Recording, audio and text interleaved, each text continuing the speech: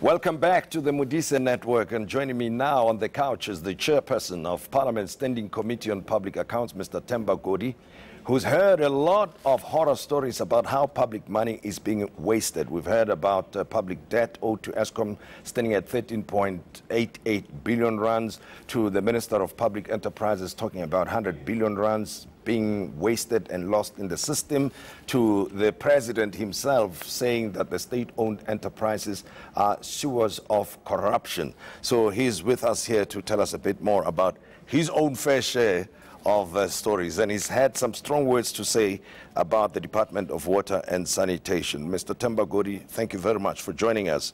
Thanks. Now, as I said to Professor Makoba earlier on, I wish this part of the show was going to be a bit more uplifting, but unfortunately it's not going to be, I think.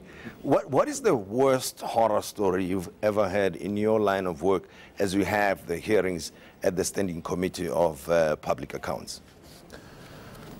Well, there have been so many. I'm struggling to go through my memory box to pick the worst. Yeah. But I think it has been a very, very depressing time in public accounts. But I think water affairs immediately comes to my mind, because you have a department that is almost collapsed, a department that is essentially bankrupt for all intents and purposes, and a department on which all of us depend, because we all need water, we all use water. So if that department is not up and running, we'll have a problem in terms of who monitors, who assists the water boards to ensure that they function properly. Well, let's take a look at what you said in as far as water affairs is concerned, and then I've got other questions regarding other departments and other parts of the government. Let's take a look. We are very clear that there has been financial mismanagement in that department. That's why it is in the state that it is in. What I meant was that individuals who might have been involved in criminal conduct that led to the loss of public money do need to face the full might of the law.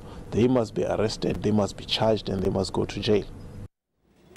Now, Mr. Tembo Goodie, you're suggesting some criminal elements or activity within the department. And I've spoken to some of the officials within the Department of Water and Sanitation.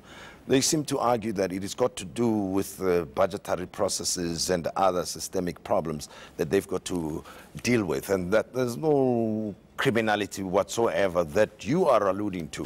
Who do you think should be criminally charged? Well, of course, officials would always try to spin things. And that is what they were doing to us in trying to continuously assure us that everything is under control until the department collapsed. Just take the Giyani Water Project as a simple example, where boreholes cost more than 1 million rands to install. Where at this point they've used about 2.5 billion rands just to put infrastructure. No water has yet gone to the villages out there.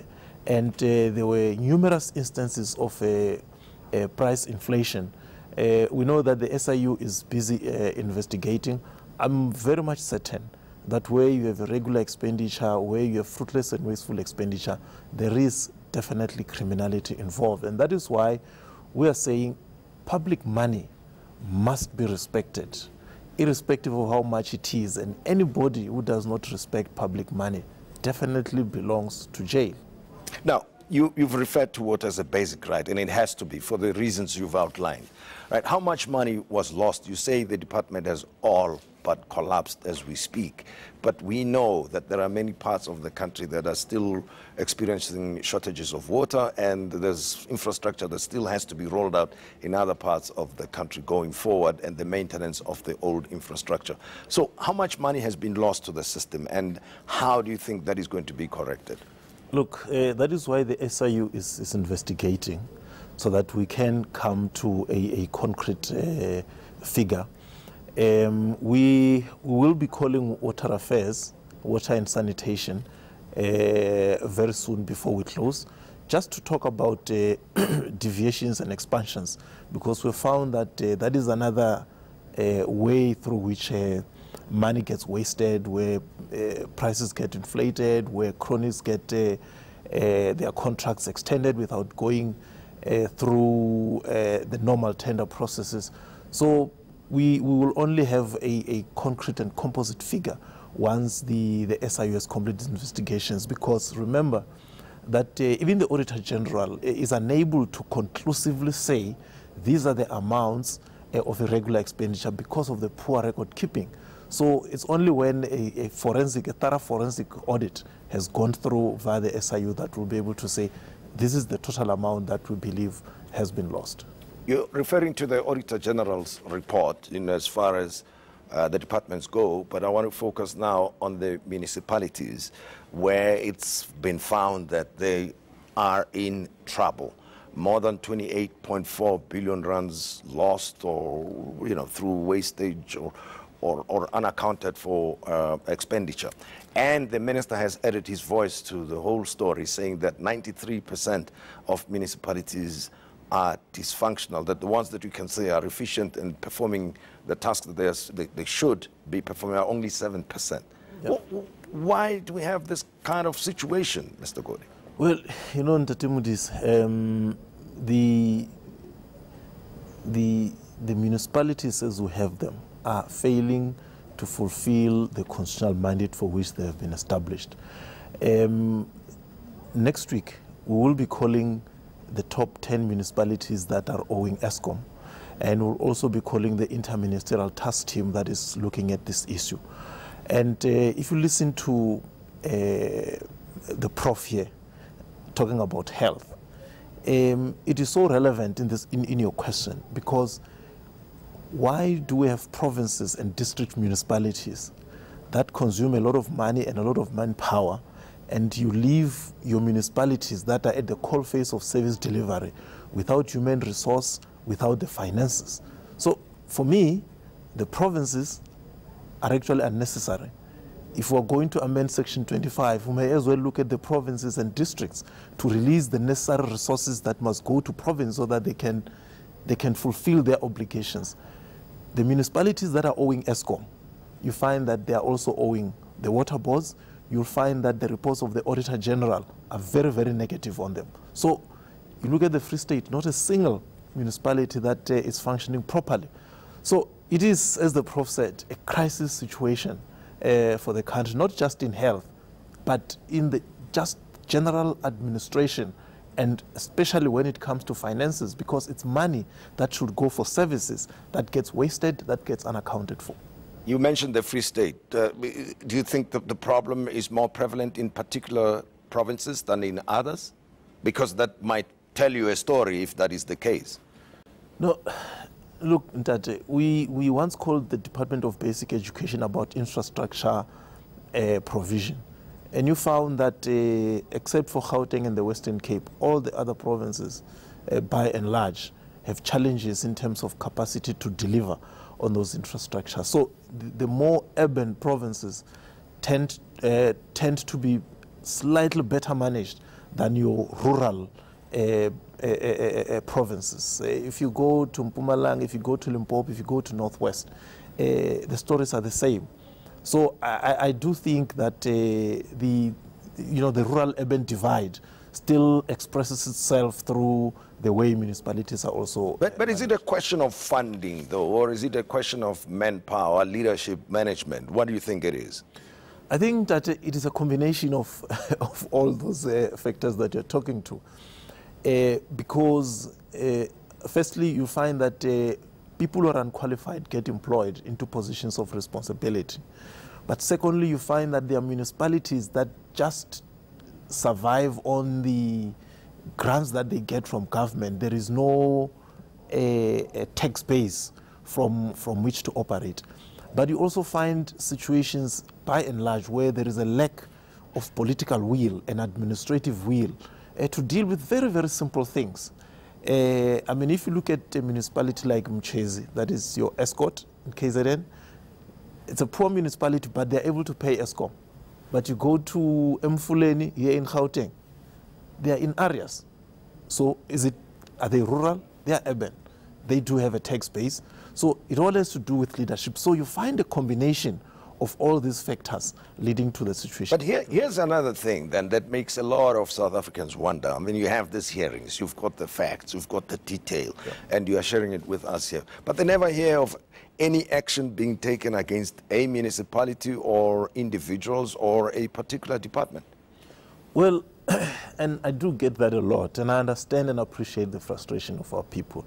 But, you know, this constitution that we always swear by allocates responsibilities to particular spheres and sections within the state. Parliament, for example, cannot discipline an official. Parliament cannot, for example, go into a department and do investigations. What we do, together with the Auditor General, is to bring the facts and say to management and the political leadership, do something about it. And if they don't do, in terms of the Constitution, there isn't anything that we can do. But if they are responsive, like the current commissioner at the SAPS, who have brought up issues around FDA, and he has responded. They're doing something together with SITA. That is what we're lacking. And I think our passing of the Audit Amendment Act, where we're giving the Auditor General more powers, is actually a shameful admission that our system is unresponsive. The Auditor General has always said, here are the facts, nothing has happened. Now we have shifted responsibility to the AG to do the investigations because management, your MECs, your ministers do nothing with the information that the Auditor General and Parliament. Generally speaking, I mean, how much do you think is lost to the system, to the public sector per year, just off the top of your head when you think about it? Look, Ntate, what we've seen over the years from the reports of the Auditor General is that with each passing year, the amounts of irregular expenditure have actually gone up. I believe we're now standing at around 65 billion that is lost through irregular expenditure. And you have around 1 to 2 billion rands fruitless and wasteful expenditure. When you take expansions and deviations, which in themselves may not necessarily depict irregularities, except that they become a smokescreen not to go through a competitive process.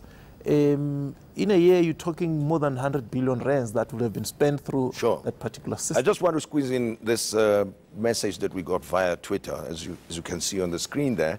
It says we need Scopa at the level of municipalities, Joburg entities, the city. The thing is, we need Themba Goodie to chair each and every committee across the country. I wonder if you have counterparts at the local, municipal or provincial level. And do they share their experiences with you? No, very true, Ntate. And I think it's very important to raise this point, which is at the municipal level, there is what is called the Municipal Public Accounts Committee, which is the MPAC. And then at the provincial level, you also have a standing committee on public accounts. We have established an association of public accounts committees, which take us at national and the provinces, which is supposed to actually try to create a common program and a common platform. It can do better than it's doing. And at a local level, there are still serious challenges around legalities, around powers and functions, around composition, around terms, because in instances where some of them start to try and do something, they get changed. So they don't become effective.